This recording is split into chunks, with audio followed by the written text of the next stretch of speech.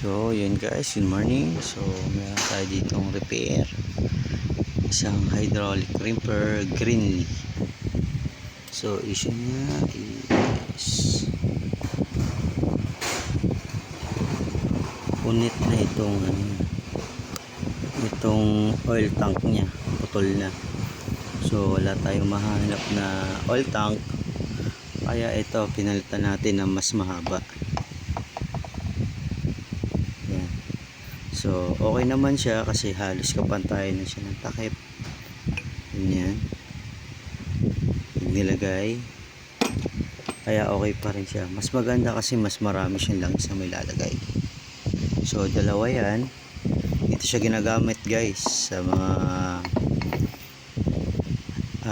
crimping lugs, pang terminate sa mga high voltage. Tapos ito yung isang na-repair natin din. Ito naman yan. So okay na yan, for issue na yan, gumagana na. So, ginawa naman natin dito, kinumpleto natin yung parts, then kinalibrate yung pressure at nilagyan din ng langis. So yun lang guys, thank you.